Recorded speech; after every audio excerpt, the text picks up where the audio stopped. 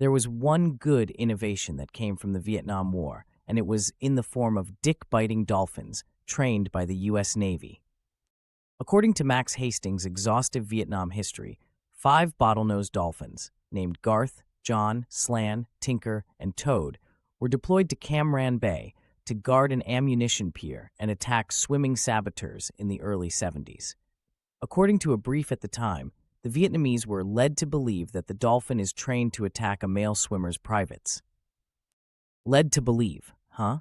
How else would these combat dolphins deter NVA soldiers should they come across them? Politely tell them to turn around and go back in the direction they came? No, these dolphins were absolutely trained by the Navy to viciously attack, bite off, and most likely eat enemy soldiers' penises. Now, just to be on the safe side, the North Vietnamese, according to the brief at that time, planned to counteract this measure by employing female swimmers in the future. For all of America's military might, there was seemingly nothing with which the North Vietnamese couldn't counter. Of course, these dolphins were deployed during the early 70s, and even their unit was not immune to the issues that plagued essentially all units fighting during this period. One of the 5 dolphins deserted, likely understanding how lost a cause Vietnam truly was. Trained as part of the U.S. Navy Marine Mammal Program, which at its peak contained more than 150 trained dolphins and belugas and nearly 50 sea lions, this appears to be the first time the dolphins were trained to brutally shred an enemy combatant's penis. The program originally started in the early 60s as researchers wanted to study dolphins in order to design better, more aerodynamic missiles.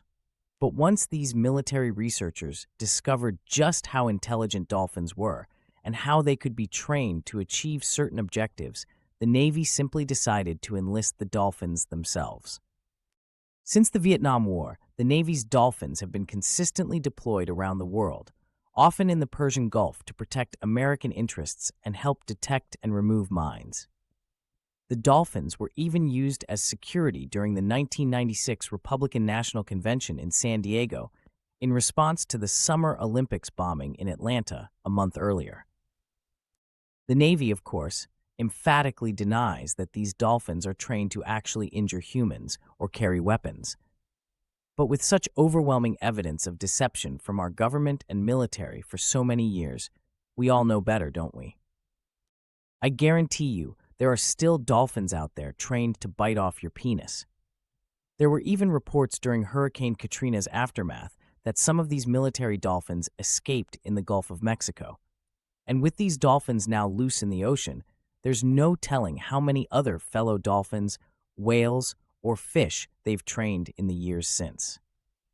There could be an entire underwater army just waiting to strike, and none of us are prepared.